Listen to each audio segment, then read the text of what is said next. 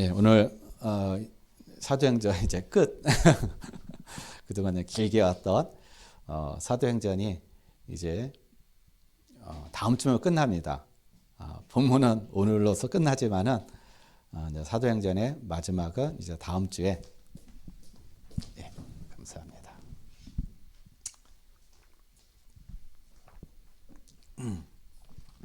예, 다음 주에 끝나게 됩니다. 하나님께서 바울에게 주셨던 이 로마에 대한 그 언약, 로마에 대한 그 사명, 이제 바울이 로마에 가서 오늘 끝절 말씀 보면은 바울이 하나님의 나라를 전파하며 주 예수 그리스도에 관한 모든 것을 담대하게 거침없이 가르치더라. 이렇게 끝나고 있습니다. 그 누구도 막을 수 없는 사도 바울의 하나님께 붙잡힌 사도 바울의 그 복음 운동에 그 누구도 막을 수가 없었습니다. 로마 황제도 막을 수 없었고 유대인들도 막을 수 없었고 그 어떠한 풍랑도 결코 사도 바울의 그 복음 운동을 막을 수가 없었습니다. 이 사도 바울의 이 복음 운동처럼 아마 우리 모든 성도님들도 이런 나의 삶을 통해서 나의 현장에서 이런 복음 운동이 일어났으면 좋겠다. 이런 응답을 누렸으면 좋겠다. 라는 어떤 그러한 마음과 아마 그런 생각들을 다 가지고 있을 것입니다. 그런데 정작 나의 현실 속에서는 나는 왜 복음 운동이 안 일어날까? 나는 왜 안 될까? 라는 어떤 그러한 생각, 아마 그런 의문점들을 우리는 많이 가지고 있을 거예요. 저도 마찬가지로 제 자신을 돌아보면서 왜 나에게는 복음 운동이 안 일어날까? 생명운동이 왜 이렇게 안 일어날까? 라는 어떤 그런 부분들 가지고 있는데 사실은 죄송합니다.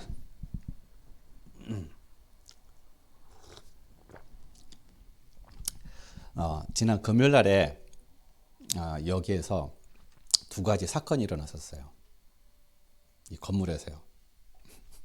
아마 한 가지는 여러분 다 아실 겁니다. 이 건물에 이 누수가 돼가지고 저기 바깥에 들어오는 전선에 이 땅으로다가 이렇게 연결되어 있는데 오래되다 보니까 땅으로 들어간 그 전선이 그게 아마 삭은 것 같아요.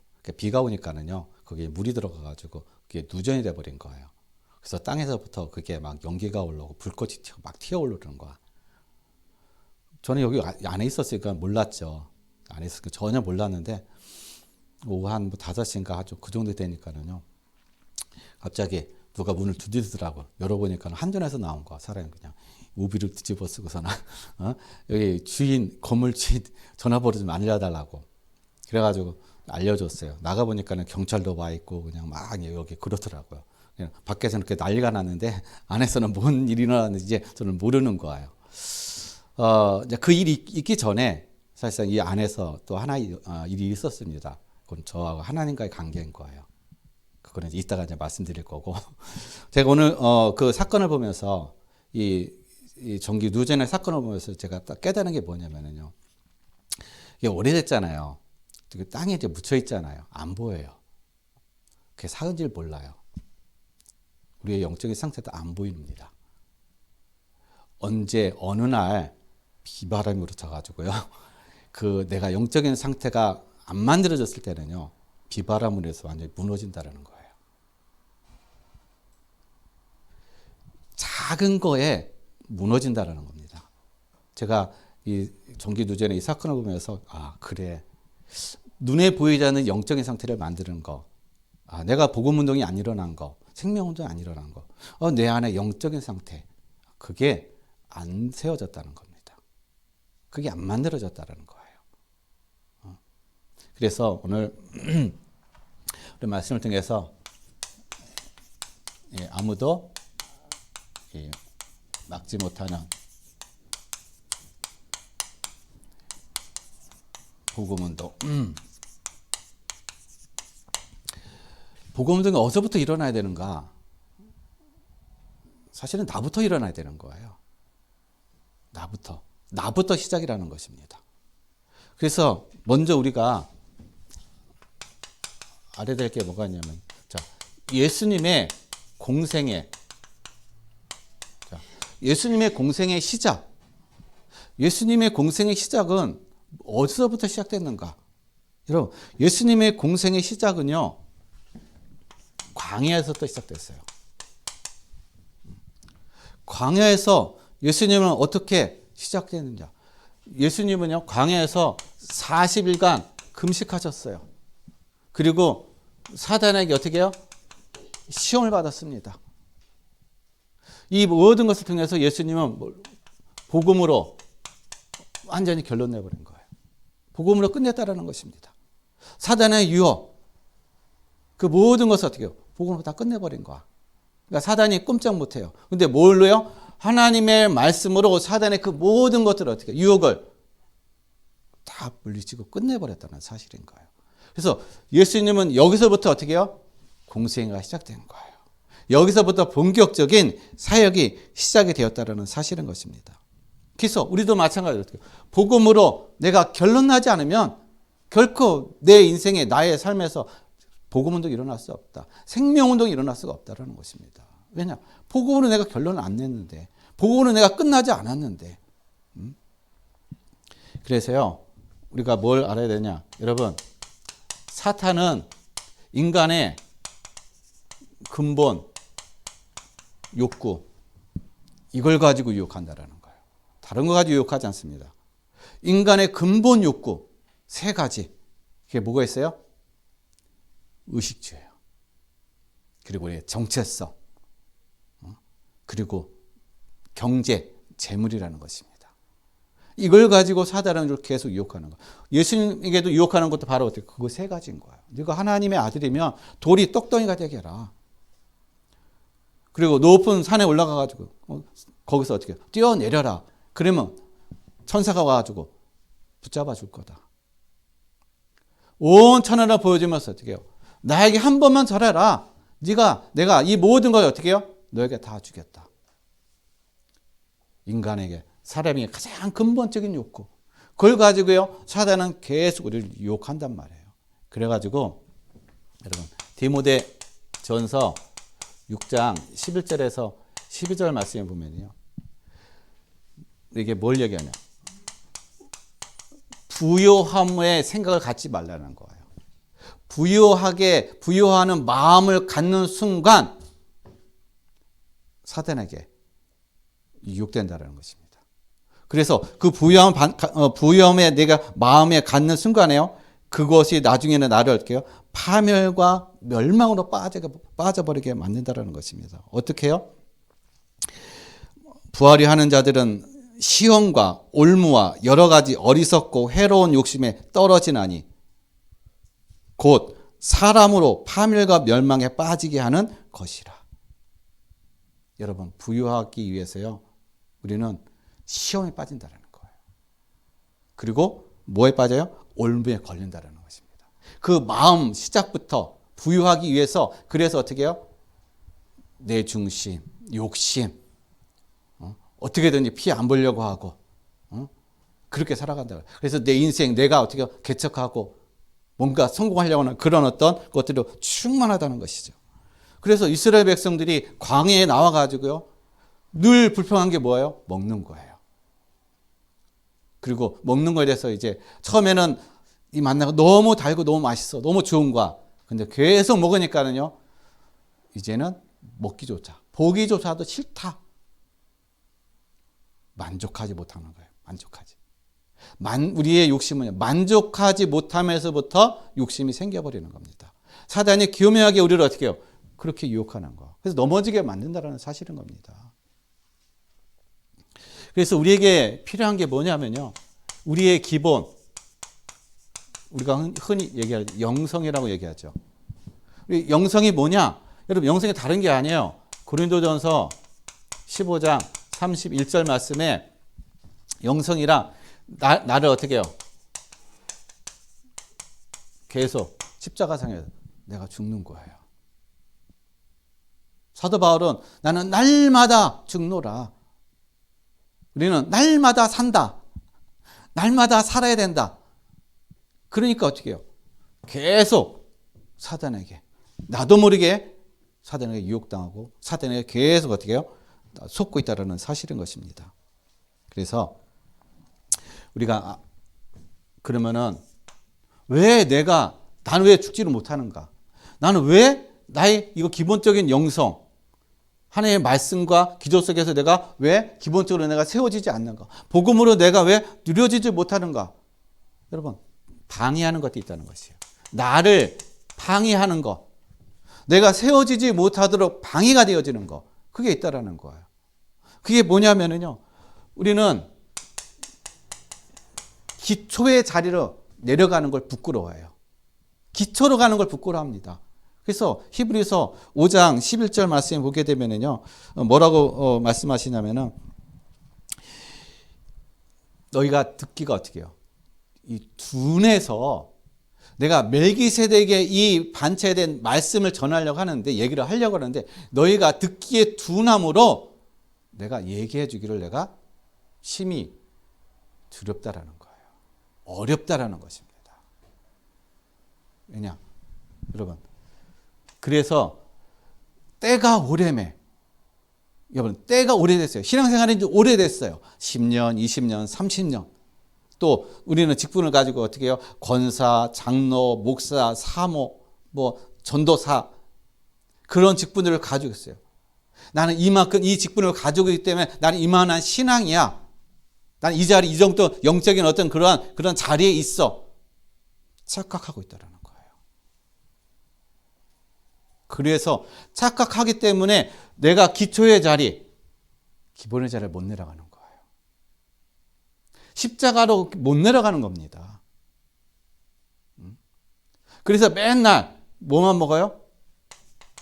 전만 먹는 거예요. 단단한 음식도 먹지 못하고 전만 먹는, 기초의 자리로 내려가서 전만 먹는 그런 상태가 되었다라는 것이에요. 그것이 사도 바울은요, 히브리서를 통해서 우리에게 뭐라고 했냐? 너무 안타깝다라는 거예요. 언제까지 젖만 먹느냐? 몸은 어른처럼 성장이 됐는데 육은 마음과 생각은 어린아이 같이 어떻게 젖만 먹는 인생이 됐다. 늘 달래야 되고, 늘 보듬어줘야 되고, 늘 얼러줘야 되는 그런 상태. 여러분,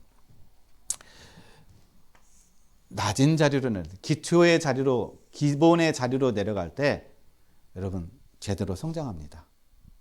기본의 자리로 내려갈 때요, 여러분 장성한 자가 돼요.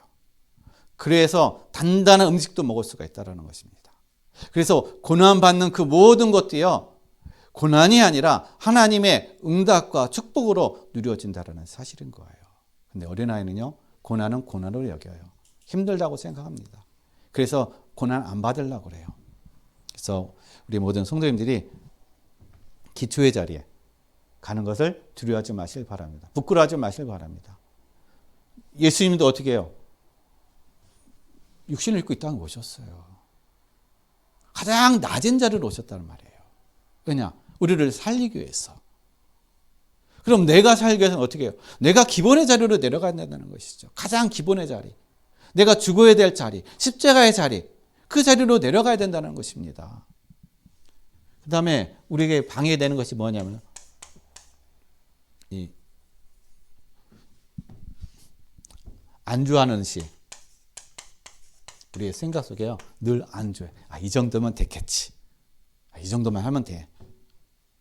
그런 안주하는 거. 여러분, 이런 안주하다가요, 뭐예요? 믿음에서 떨어진다는 거예요. 믿음에서. 안주하는 인생은요, 성장하지 못합니다. 안주하게 되면 믿음에서 떨어지는 거예요. 유대교들이, 바리새인들이 안주한 거예요. 나는 하나님 잘 믿고 있어.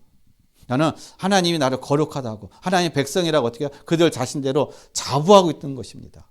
그들은 하나님 앞에 나가서 어떻게 해요? 자기 자신을 돌아보면서 늘 갱신되어지고, 우리는 겸손해지는 삶이 아니라 오히려 어떻게 해요? 교만해지는 삶. 그래서 그들의 믿음이 어떻게 해요? 떨어지고 말아버린 거예요. 안주하는 신앙은, 안주하는 생활은요, 믿음이 떨어지는 삶이 될 수밖에 없다는 거예요. 잘할 수 없는.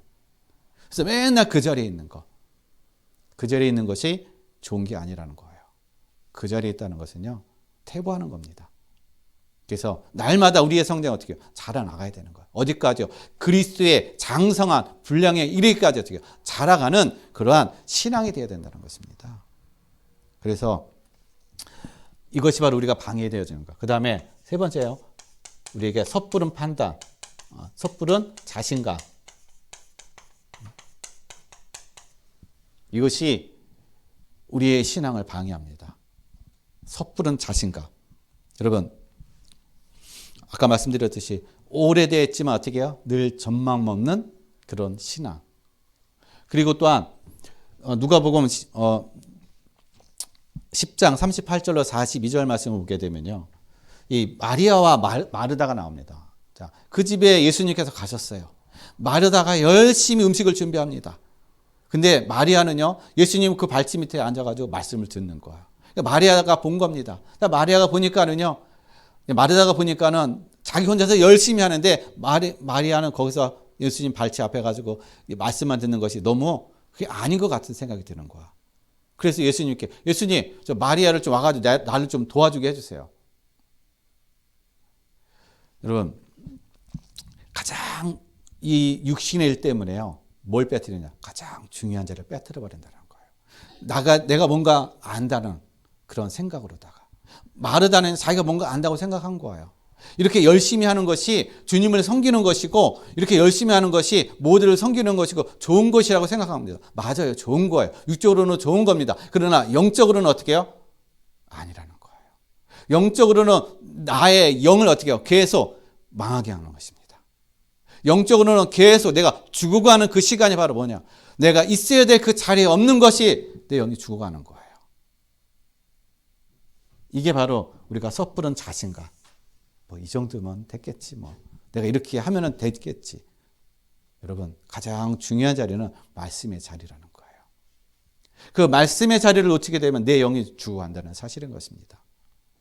그래서 여러분, 내 안에 복음 운동이 일어나야 되는데, 그럼 어떻게 복음 운동이 일어나야 되느냐? 첫 번째, 나를 어떻게 해요? 복음화하는 거예요.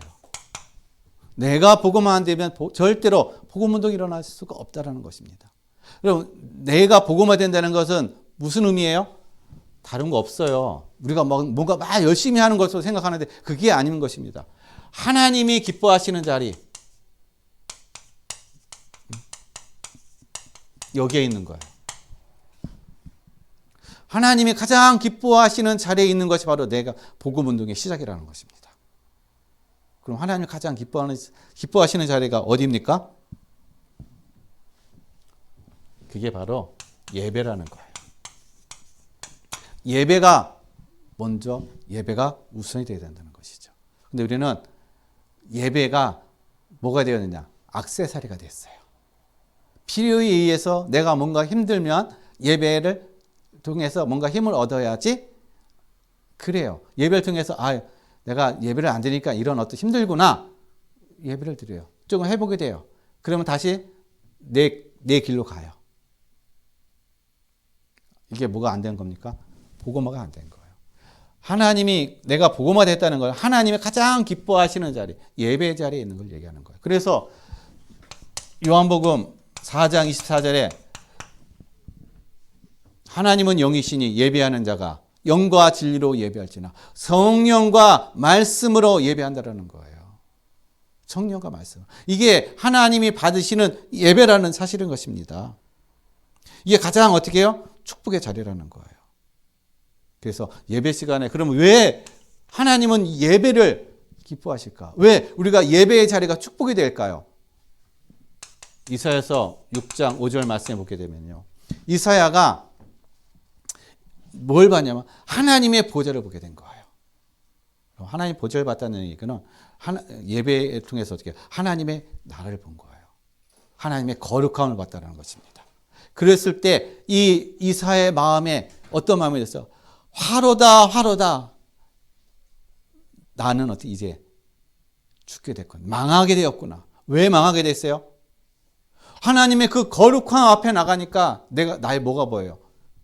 나의 부정함이 보인다는 것입니다. 부정함. 여러분, 하나님 앞에 나간다는 얘기는요. 거룩함에 나간다는 얘기. 그 거룩함 때문에 나의 부정함이 보이는 거예요.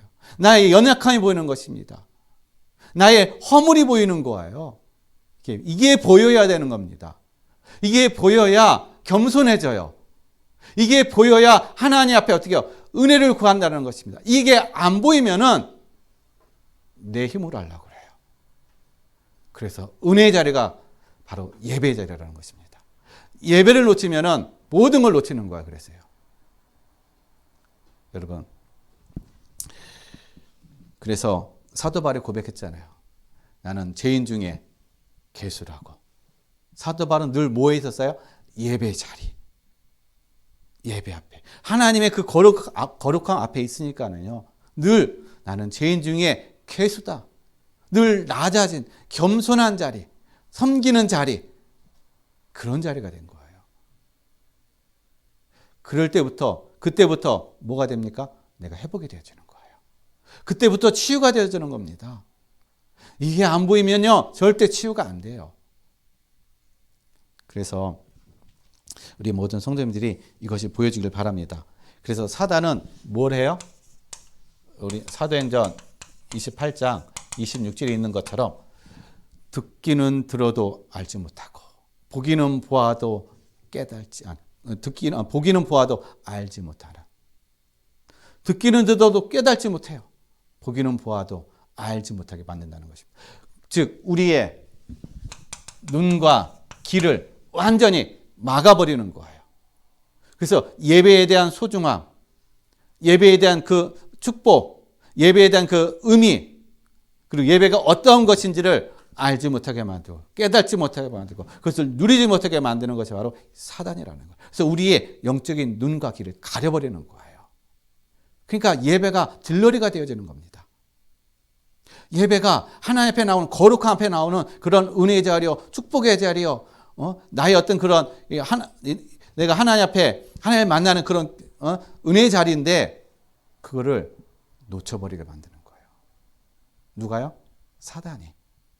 그래서 사단은요, 우리의 삶의 현실을 통해서 자꾸 뭘 놓치게 만들어요? 예배를 놓치게 만들어 버리는 거예요. 문제와 상황과 어려움과 그런 모든 걸 통해서 예배를 집중하지 못하게 만들고, 예배 드리지 못하게 만들고, 바쁘게 만들고. 그래서 우리가 선택하는 데 있어서 내가 가장 중요하게 여기는 거, 바쁜 거, 예배는 뒷전이에요. 그게 바로 사단이 우리를 계속 속이고 있다는 사실인 것입니다. 왜 그럴까요? 내 눈과 귀가 안 열렸기 때문에 그러는 거예요. 그러니까 사단이 나의 그 연약함을 가지고, 부족함을 가지고 계속 나를 어떻게 해요? 망하는 길로 계속 끌고 가고 있다는 사실인 겁니다. 우리가 그거를 모르는 거예요. 그걸 깨닫지 못하고 있다는 사실인 겁니다. 그래서 여러분, 사단은 우리에게 우리가 예배를 실패하게 되면 어떤 일들이 일어나냐면요. 예배가 실패하게 되면은 갈라디아서 5장 19절에서 21절 말씀은요. 하나님의 나라의 유업을 얻지 못한다라고 얘기했어요. 그럼 하나님의 나라의 유업을 얻지 못하는 게 무엇이냐? 우상 숭배하는 거죠. 주술이죠. 원수 맺는 것이죠. 음행하는 것이죠. 간음하는 것이죠. 당짓는 것이죠. 분쟁하는 것이죠. 이간하는 것이죠. 싸우는 것이죠. 이러한 모든 것들이 어떻게 해요? 분열하게 만들고 사단에게 속아가지고 어떻게 해요? 이것 때문에 하나님의 유업을 받지 못한다라고 성경은 우리에게 정확하게 얘기해주고 있다는 거예요. 그러니까 예배의 축복을 누리지 못하니까, 예배의 자리에서 내가 누구인지를 깨닫지 못하니까, 나의 그 부정함, 나의 그 허물이 깨달아지지 못하니까는요, 막 싸우는 거예요. 내 것을 가지고 막 나눕니다. 어떻게든 이기려고 서로 간에 이간질합니다. 왜요? 내가 유리하려고, 내가 손해 안 보려고. 근데 그 모든 것이 다 뭐예요? 사단의 유혹이라는 것이죠. 사단에게 속는 거라는 사실인 것입니다. 왜냐? 사단은요, 그것을 통해서 가정을 깨게 만들고, 교회를 깨게 만들고, 그래서 궁극적으로 우리 모두가 다 망하게 만드는 것이 바로 사단의 그런 계계요, 사단의 속임이라는 사실인 것입니다. 그래서 우리가 보세요. 교회 안에서 싸우는 거, 많은 성도들이 싸우는 거, 뭐 가지고 싸우나요? 육적인 것을 싸운다는 거예요. 육적인 걸 가지고. 우리의 인간의 근본적인 근본적인 욕구 가지고 어떻게 해요? 계속 싸운단 말이에요. 누구에게 속아가지고, 사단에게 속아가지고. 그래서 여러분, 이것이 우리 모든 성도님들이 분별되어 지길 바랍니다. 그래서 우리는 하나님을 진짜 경외한다는 얘기는요, 잠언서 1장 7절에 여호와 하나님을 경외하는 것이 지식의 근본이니라 라고 얘기하고 있어요. 하나님을 경외하는 것이 지식의 근본이라요. 그러나 미련한 자는 지혜와 훈계를 멸시하느니라. 여러분, 하나님을 경외한다는 의미가 뭡니까? 나 하나님을 경배해, 하나님을 경외해 말을 많이 하죠. 여러분, 하나님을 경외한다는 얘기는요,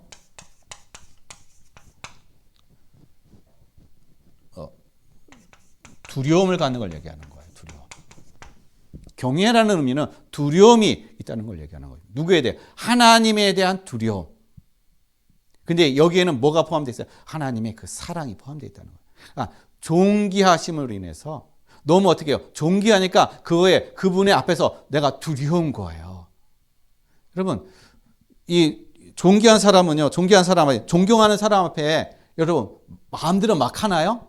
조심스럽잖아요. 그죠? 마찬가지라는 거. 내가 하나님을 경외한다는 얘기예요. 하나님 앞에 내가 조심스러운 거예요. 두려운 거예요. 그래서 내가 하나님 앞에 가는 겁니다.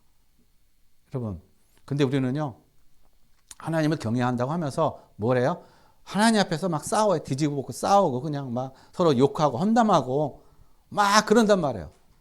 우리는 아마 육신적으로 우리가 이 자녀들이 부모님 앞에서 막 싸워보세요.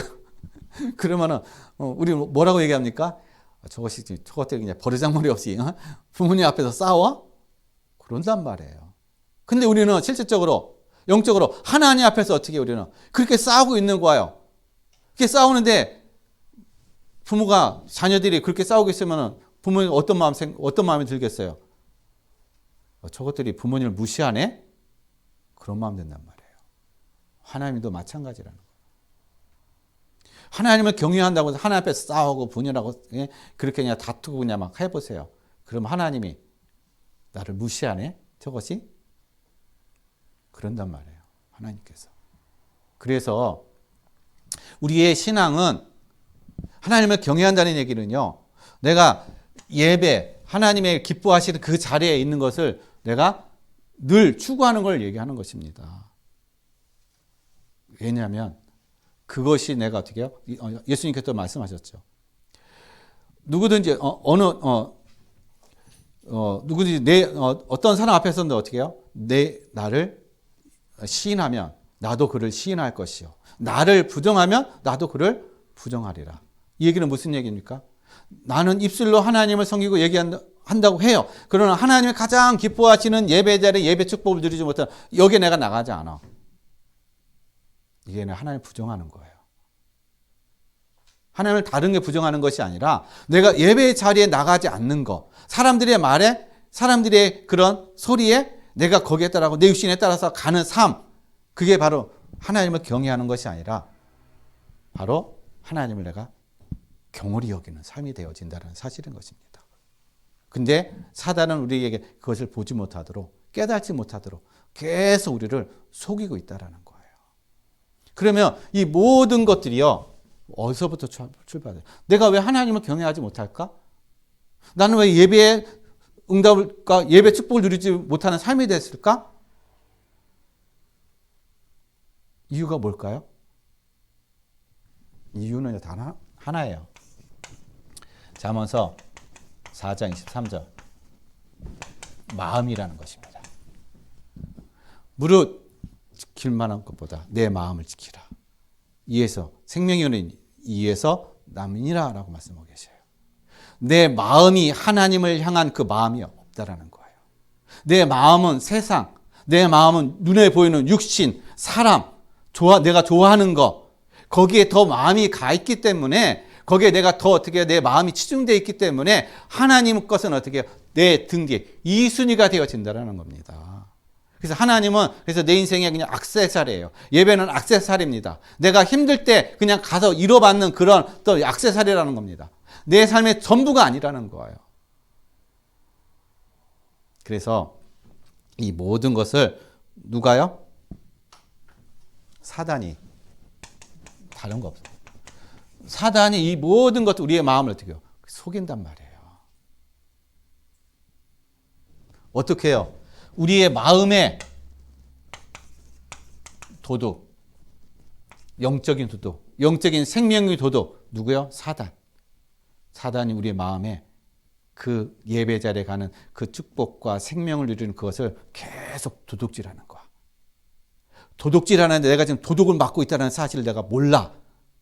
못 느껴. 못 깨달아. 그러니까는요, 계속 나는 내가 원하는 길로 가는 거예요. 여러분, 이게 우리가 내가 망하고 있다는 사실을 우리가 모른단 말이에요. 그래서 예배는 뭐냐?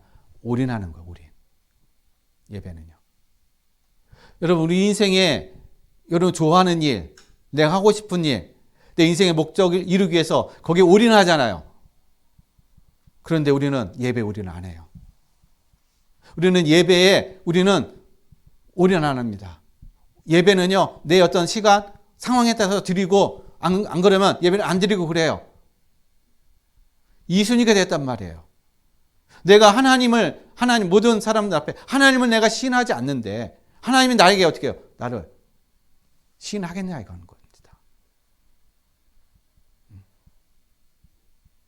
여러분, 우리가 그래서 결단해야 돼요. 어떻게 결단해야 할까요? 요한복음 4장 28절에 사마리아 여인, 예수님을 만나는 이 사마리아 여인, 예수님을 만났을 때요, 예배에 대한 그 모든 것들이 답이 딱 끝나버렸어요. 그때 이 사마리아 여인은요, 그가 가지고 왔던 물동이를 벗어버리고 던져버리고 갔습니다. 그동안 그렇게 잡고 있었던 거 놓으니까 비로소 어떻게 해요? 평안함이 찾아오는 거예요. 안 놓으니까 어떻게 해요? 발버둥 치니까 힘든 겁니다. 여러분, 놓으시길 바랍니다. 하나님 앞에 다 놔버리면 그 노는 시간이 어느 시간이에요? 예배 시간이라는 겁니다. 말씀을 통해서 말씀을 들으면 놔져요. 하나님께 우리에게 은혜를 주신단 말이에요. 놓는 은혜를 주셔요. 놓게 되면 비로소 평안함을 얻게 되면, 놓게 되면 비로소 어떻게 해요? 보이는 것이 있어요. 여러분, 우리는 육을 가지고 있기 때문에 눈을 뜨고 있죠. 눈 뜨면요, 육신적인 거 다 보입니다. 그러니까 많은 우리가 거기에 현혹돼요. 눈을 감아보세요. 안 보여요. 남편도 안 보이지. 자식도 안 보이지. 또 아내도 안 보이지. 세상 것도 아무것도 안 보여요. 누구 안 보여요? 나. 내 안에 계신 하나님. 아무것도 아니라는 거예요. 이게 눈 감는다는 얘기는 우리가 죽음을 얘기하는 거예요. 우리 인생 끝나는 걸 얘기하는 거예요. 죽으면 어차피 모든 거 다 끝난다라는 거예요. 내가 가져갈 수 있는 거 아무것도 없다라는 것입니다. 근데 사단은 계속 이걸 가지고 우리를 속인다는 사실인 것이죠. 그래서 우리 모든 성도님들이 정말 내가 복음화가 되어진다 하는 예배의 축복을 누리시길 바랍니다. 예배 인생에 뭔지 올인하시는 그런 삶의 은혜를 누리시기를 바랍니다. 그럴 때 예배를 통해서 나의 정체성, 나의 그 모든 허물들, 그 모든 부정한 것들이 어떻게 다 그리스도의 보혈로 깨끗하게 씻음받고 새롭게 되어지는 그런 은혜를 누리시길 바랍니다. 여기서부터 우리가 시작이 되어져야 돼요. 여기서부터 우리가 어떻게 해요? 출발해야 된다는 것입니다. 아까 제가 말씀드렸죠. 금요일날 2가지 사건이 있었다고. 그 사건이 아까는 이제 밖에서 일어난 사건이고, 2번째 사건은 이 안에서 일어난 사건입니다. 그거는 이제 하나님과 저의 관계인데, 그날 하나님께서 저에게 뭘 주셨냐면은 회개의 마음을 주셨어요. 제 인생에 얼마나 기억될지 모르겠지만 기억은 안 나는데 인생이 아마 그렇게 제가 하나님 앞에 이렇게 부르짖고 울은 적은 없을 것 같아요.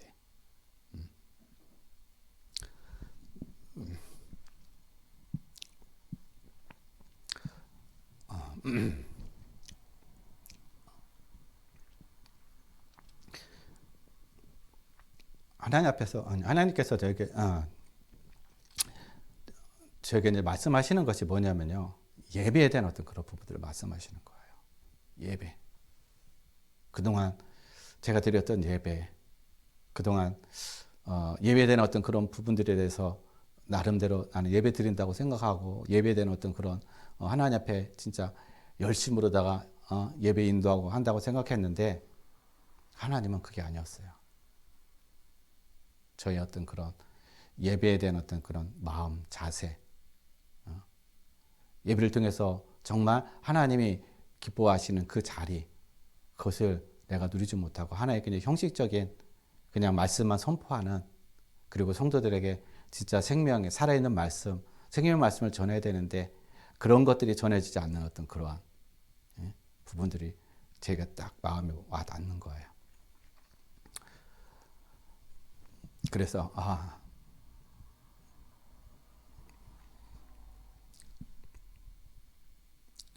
그래서 오늘 제가 이렇게 예배에 대한 그런 부분들을 제가 강조하는 것입니다. 어떻게 보면 이 부분이요, 저에 대해서 지금 얘기하고 있는 거예요.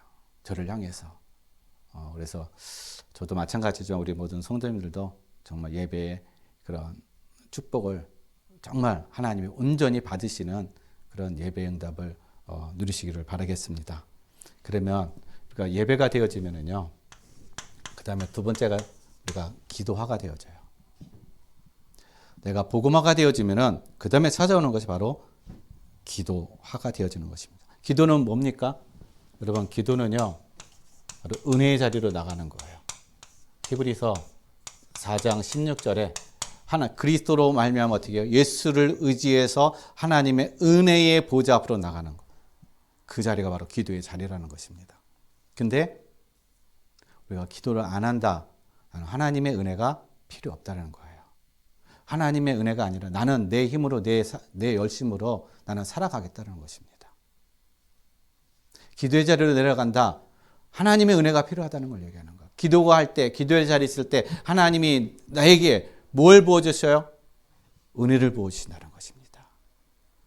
하나님이 나를 힘을 주신다는 거예요. 나의 그 연약함을 하나님은 아시고 내 연약함을 꾸짖는 것이 아니라, 나의 죄를 꾸짖는 것이 아니라 나의 모든 것을 용서하시고 새롭게 하시는 그런 은혜, 그 자리로 하나님께서 우리를 인도해 가신다라는 거예요. 그리고 또한 기도의 자리는요, 마태복음 26장 42절 말씀에 하나님의 뜻을 불완전한 내 계획, 내 생각을 내려놓고 하나님의 계획과 하나님의 뜻을 잡는, 뜻을 구하는 그 시간이 바로 예배의 기도의 시간이라는 것입니다. 기도의 자리에 갈 때 예수님께서도 겟세마네 동산에서 이제 어떻게 해요? 이 잔이 하나님이 하실 수만 있다면은 이 잔을 피하게 하옵시고 그렇게 기도한 거예요. 그러나 나중에 내 원대로 마옵시고 아버지의 뜻대로 되기를 원하시나이다. 기도의 자리에 안 가면요, 하나님의 계획 몰라요. 못 찾아요. 못 찾습니다. 내 생각, 내 뜻, 내 계획대로 살아갈 수밖에 없다라는 거예요. 그래서 여러분, 기도의 자리 감을 통해서 하나님의 완전한 계획을 붙잡는, 그리고 하나님 완전한 그 계획 속에 인도받는 우리 모든 성도님들의 삶이 되시길 바랍니다. 그리고 기도의 자리는요, 다니엘서 6장 10절에 여러분, 현실을 뛰어넘는 영적인 세계와 또 영적인 흐름, 자, 이것을 어떻게 바꾸는, 이것을 보는, 그리고 이것을 누리는 그런 어떤 자리가 바로 기도의 자리라는 사실인 것입니다. 영적인 세계를 알고 영적인 것들이 어떻게 해요? 사실을 알 때 그것이 누려지는 거예요. 내가 왜 육신적인 것에, 눈에 보이는 것에 계속 내가 힘들고 고통당하고 거기에 눌립니까? 영적인 사실과 영적인 세계를 모르니까 그러는 겁니다. 그러나 기도의 자리에 갔을 때 바로 이것이 보여짐을 통해서 눈에 보이는 것에 우리가 속지 않고 진정으로 누리는 삶이 되어집니다. 그래서 여러분, 잠언서 24장 30절로 34절 말씀 보면요, 게으른 자, 여러분, 영적인 게으른 자에게 오는 것이 뭡니까? 기도하지 않는 자에게 오는 것이 뭡니까?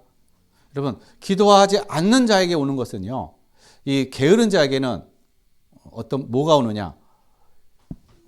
이 땅이 거친,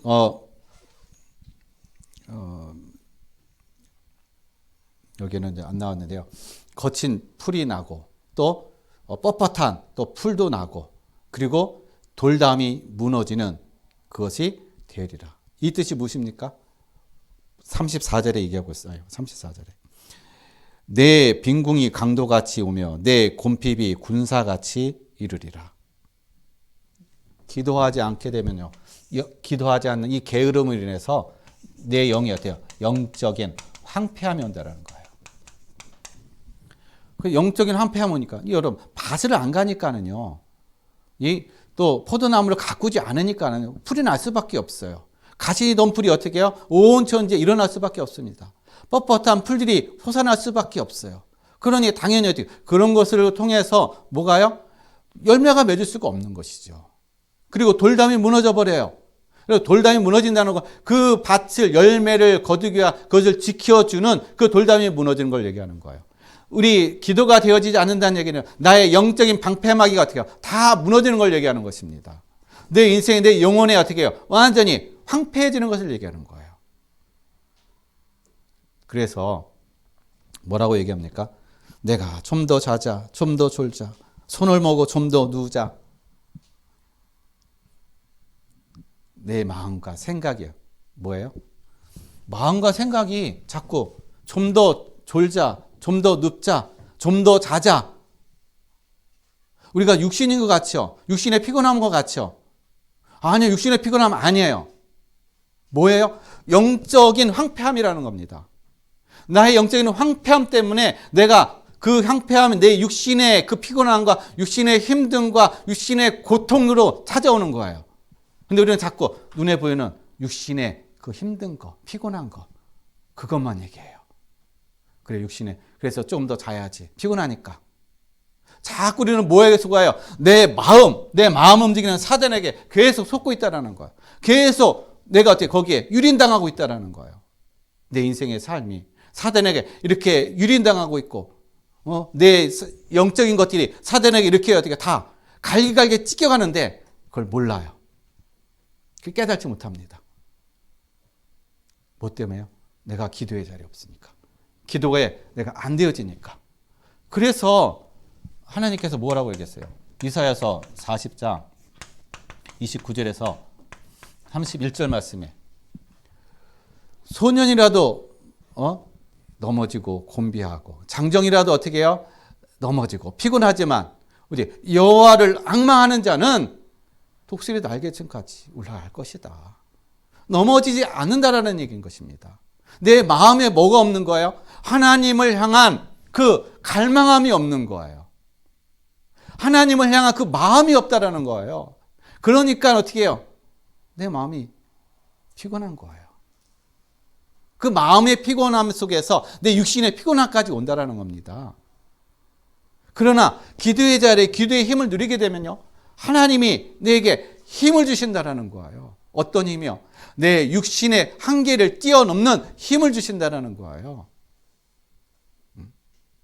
그래서 기도의 사람은 그래서 망하지 않아요. 그래서 기도는 절대로 어떻게 해요? 외상값이 없다는 것입니다. 하나님이 잊혀지지 않는다는 거예요. 꼭 하나님께서 들어주신다는 것입니다. 그래서 여러분 결단하시길 바랍니다. 결단하셔야 돼요. 지금 내 주변에 내 자녀들이, 내 남편이, 아내가, 내 주변에 또 친구들, 지인들이요, 지금 그리스도를 만나지 못해서 고통하고 있어요. 지금 울부짖고 있습니다. 이 소리, 이들을 도울 수 있고, 이들을 치유할 수 있고, 세울 수 있는 게 누구예요? 우리예요. 그래서 하나님 그것을 보게 하시고, 알게 하시고, 만나게 하시고, 관계를 갖게 하신 것입니다. 근데 그들이 지금 이렇게 고통하고 있는데, 그들이 지금 울부짖고 있는데 나를 도와달라고, 나를 살려달라고. 근데 우리는 태평하게 어떻게 해요? 아무것도 안 하고 있어요. 태평하게 우리는 어떻게 해요? 내 육신만 지금 안위하고 있다는 사실인 것입니다. 결단해야 돼요. 죽으면 죽으리라.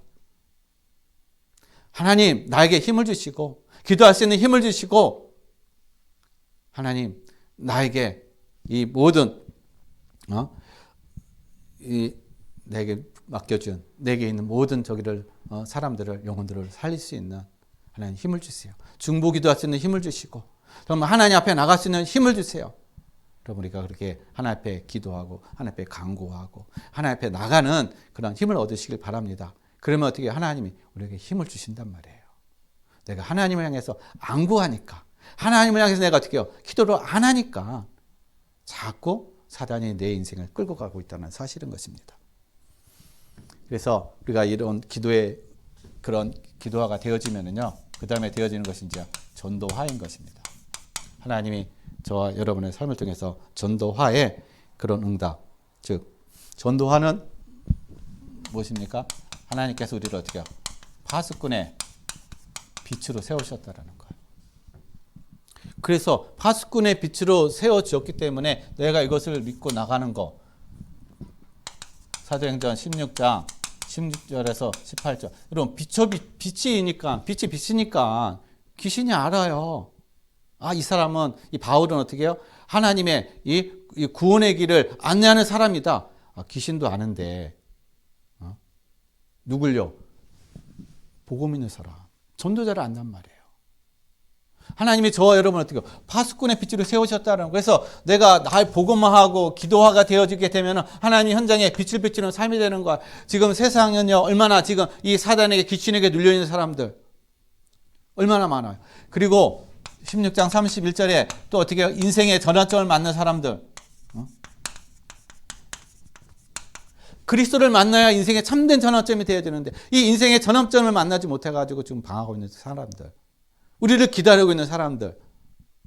하나님 우리를 저 여러분들 어떻게 해요? 파수꾼의 빛으로 세워주셨어요. 근데 그 빛이 내게 있는데 너무 약해. 이 빛이요. 그래서 그 모든 빛이 정말 복음과 기도로 온전히 누려지는 그러한 삶이 되시기를 바랍니다. 그 다음에 두 번째로는요. 이렇게 되면 우리에게 뭐가 생겨요? 파수망대. 여러분 파수망대는 살리는 곳이에요. 그래서 사도행전 오늘 본문 28장 31절 말씀이 어떻게 해요? 사도 바울이 감옥에 갇혔습니다. 그 셋집이에요. 거기에 있는데 사람들이 막 찾아오는 거야. 근데 사도 바울이 거기서 전한 게 뭡니까? 하나님의 나라와 예수 그리스도에 가는 것을 어떻게 거침없이 전했더라. 사람 누가 보내요? 하나님이 어떻게 해요? 거기로 보낸다는 거예요. 몸은 갇혀 있지만 그러나 거기에 뭐가 있기 때문에요? 생명이 있기 때문에 살릴 수 있는 생명이 거기에 있기 때문에 하나님이 보내신단 말이에요. 내 몸은 육신은 여기에 현장에 갇혀 있지만 그러나 어떻게 해요? 하나님이 필요하시면 보내신단 말이에요. 뭐가 있기 때문에요? 생명이 있기 때문에 그래서 살릴 자를 하나님 보내신다는 거예요. 우리 모든 성도님들이 이러한 응답을 누리시길 바랍니다. 그래서 내가 찾아가지도 않고 않아도 사람들이 찾아오는 그래서 그 누구도 막을 수 없는 그런 복음운동이 저와 여러분의 삶 속에서 충만하게 일어나기를 바라겠습니다. 그리고요. 전도는 무엇이냐? 전도는 내가 하는 것이 아니에요. 마가복음 16장 20절에 어떻게 해요? 보호자에 앉아 계신 예수 그리스도께서 어떻게 해요? 나와 함께 함을 누리는 걸 얘기하는 거예요. 지금도 보호자에 앉아 계셔서 나와 지금 함께하고 계시는 거예요. 뭘요? 성령으로. 내가 이것을 누리는 것입니다. 그리고 내 안에 있는 그리스도의 생명을 내가 전달하는 거예요. 이게 전도인 것입니다. 이게 증인의 삶이라는 거예요.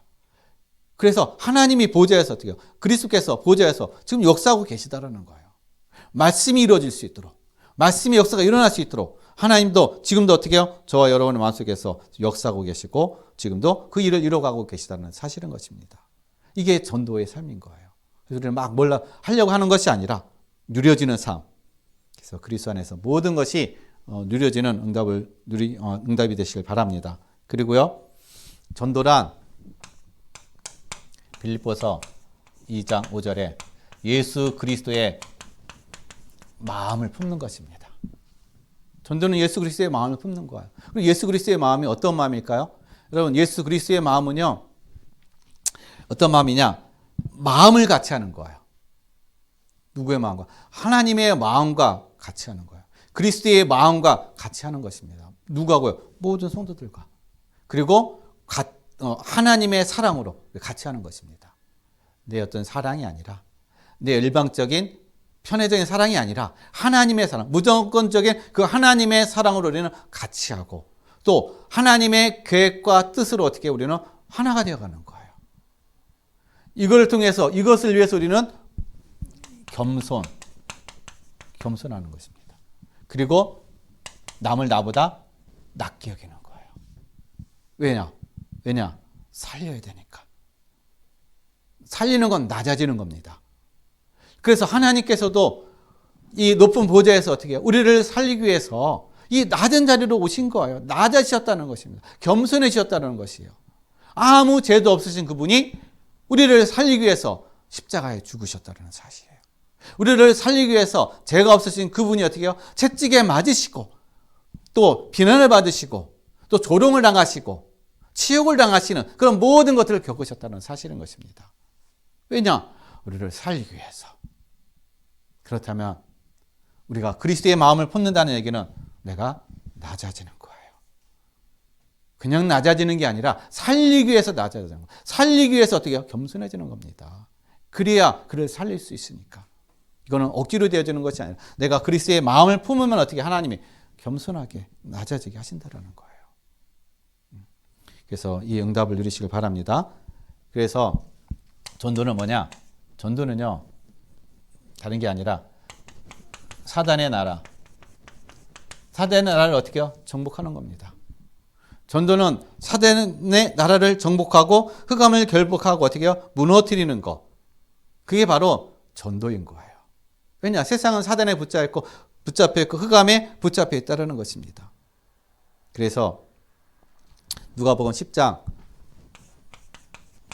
19절에 예수님께서 우리에게 사단의 모든 권세를 꺾을 그 힘을, 권세를 우리에게 주셨다라고 말씀하고 계셔요. 여러분, 우리가 아무도 막지 못하는 이 복음운동 속에 정말 우리가 복음화되어지고 기도 속에서 전도의 응답과 축복을 누리는데, 여러분, 가장 우리가 또 알아야 될 게 뭐냐면요, 우리의 마음을 속이는 그 사단. 근데 내가 사단에게 내 마음에 지금 붙잡혀 있고 속고 있다는 사실을 몰라요. 그러면 네가 계속 가면 언제 그것이 드러날까요?